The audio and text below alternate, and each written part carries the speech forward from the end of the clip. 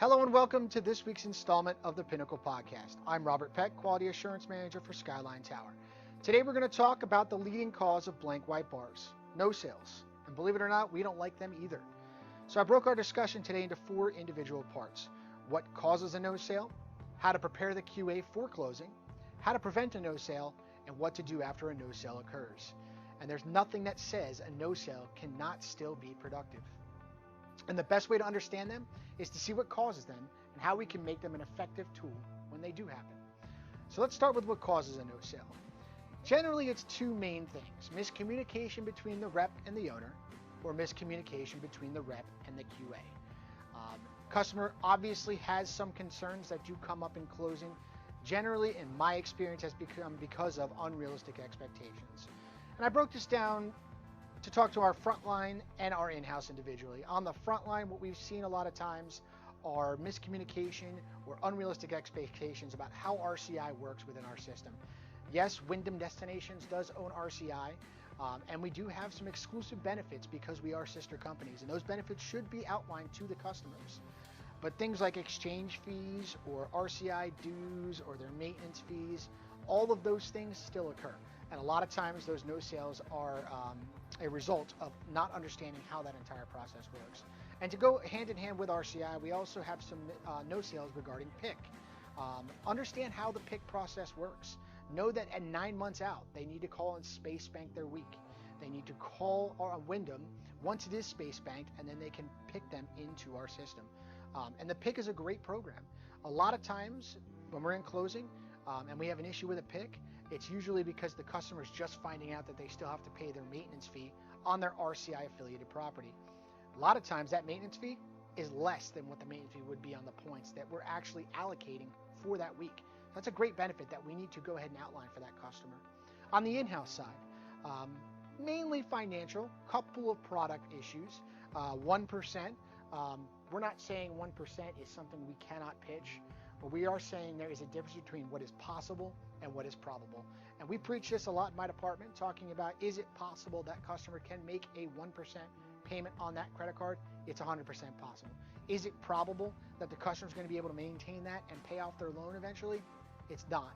So we want to make sure in our department, from our perspective, that we are outlining every aspect of how that process works, so that the customer is 100% in agreement that it is on them to take that as a benefit, use that moving forward, and if they have a problem with it, we've already outlined it. At some point, the onus comes on the customer. With the financial aspect, we also run into some issues with VCC and Wyndham Rewards, mainly talking about the additional payment that tends to be above and beyond the loan and the maintenance fee. And a lot of times the customer finding out for the first time that those payments are above and beyond what we are offering. Again, our job here in the Quality Assurance Department is to make sure that we outline every aspect of the responsibility to the customer. This does 2 things. 1, it protects you. It makes sure they understand that we are sitting here outlining whether or not they're going to make a minimum payment or not. They know that $1,000, $800, $700 is going to be charged on their credit card every month. And if they don't do everything that you've told them to do, they are solely responsible for that payment. Same thing with Vacation Club line of credit. That 3.5% monthly payment can be scary. But if the customer is 100% aware and has been disclosed that information, if they have a discrepancy down the line, we have done our job to make sure we outline exactly what they're responsible for. It's important for you to understand what it means to use a deferred interest promotional plan.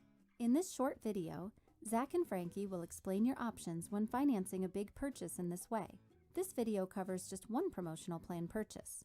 When you understand it, you can plan it and manage it. So what does deferred interest mean? You may have heard this called special financing or no interest if paid in full. Well, technically, a purchase on a deferred interest promotional plan will accrue interest each month based on your APR. And if you pay off the balance in full by the time the promotional plan expires, you do not have to pay any of that accumulated interest. What that really means is you get to enjoy your $1,200 purchase now, and if you pay it off by the promo plan expiration date, you won't pay any interest on the money you borrowed. Great plan. Great win. But remember, if you don't pay it off by the expiration date, you will have to pay all the accrued interest that was adding up each month, and your required minimum payments may increase. The good news is you control the payments. You can make smaller payments in some months and larger payments in others. Let's say when you get a tax refund. As long as you make the minimum payments and pay off the balance in full by the promo plan expiration date, you're good.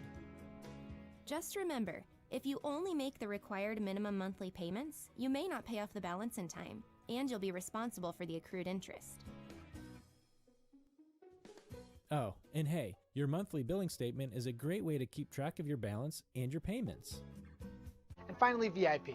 A lot of changes have been happening with privileges and the VIP program, and I encourage you guys to get with your quality assurance officers, managers, and really outline all of those benefits that we know of now, and all the benefits that they're going to have between now and when privileges comes out. Let's not forget about those.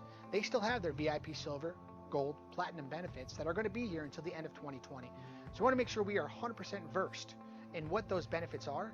We are giving the customers the VIP brochures, and we're moving them out there in a position of success to use their ownership to the fullest. Once there is a discrepancy, however, and anything that a QA says or anything that the sales rep says, even if we're using different verbiage, talking about the same exact thing, that's when the question floodgates open from the customer. And at that point, the QA now becomes the sense of confidence. They become the sense of information confirmation, asking everything that they think they may have been told falsely out there on the sales floor, which does two things. One, it's either going to lend to your credibility because we're going to back up everything you say, or two, it's going to clear the customer up. They're going to be happy. They're going to move forward with a complete expectation, or we're going to end up with a no sale. The next thing that's really important is how we prepare our QAs for that closing. The QAs do need bullet points as to what happened, why we traded things, why we put them into a different inventory, what VIP levels are they going to. Otherwise, that entire closing is just about the numbers. There's no variety, there's nothing for us to harp on when we're going through the closing if it's simply about the numbers. It's important to let the QA know too, all the good, bad, and indifferent things that have been said on that table. We're not here to catch anything. We are here to make sure that we are covered, especially with video closings. And what we don't want is a QA to be caught off guard.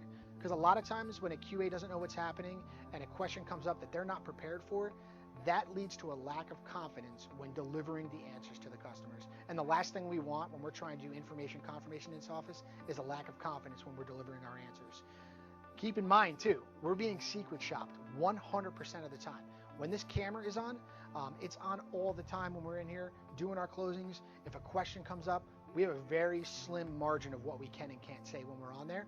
That'll either not have a sale or have a sale, walk out of the office happy.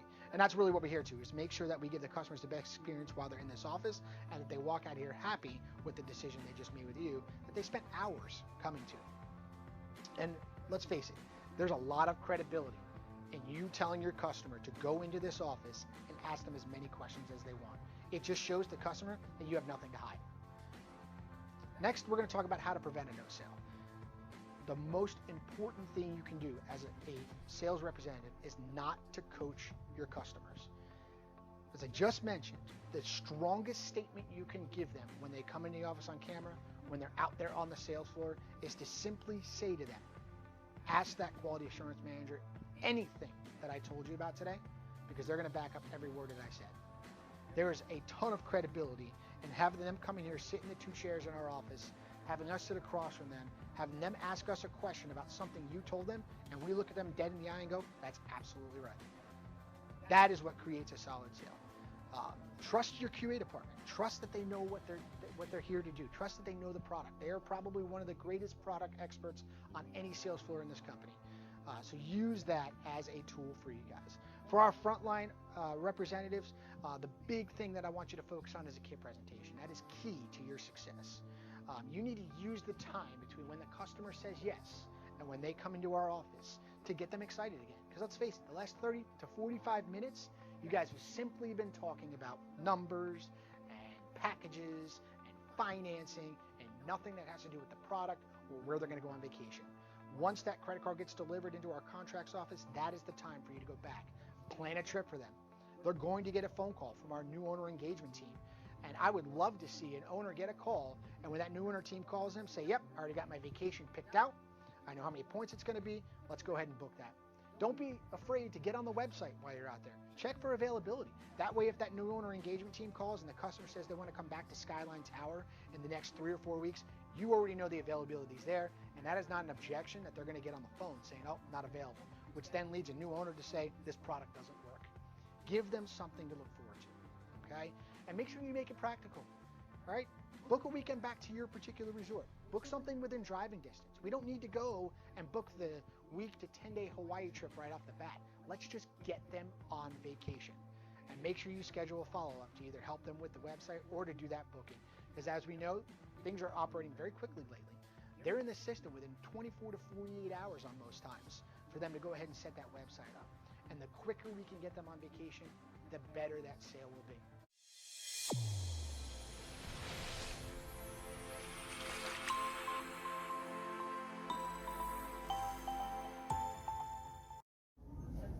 Hey guys, had a lot of fun making that video for you here. I want to make sure you guys get a lot of information out of it. We're planning on making a bunch more of these, so stay tuned. Make sure you guys check out our Yammer page, check out YouTube as we send out those links. Any questions on anything in there, don't hesitate to reach out to me, Andrew, John, your quality assurance department at your sites. We're here to help, and we're excited to share some of this information with you.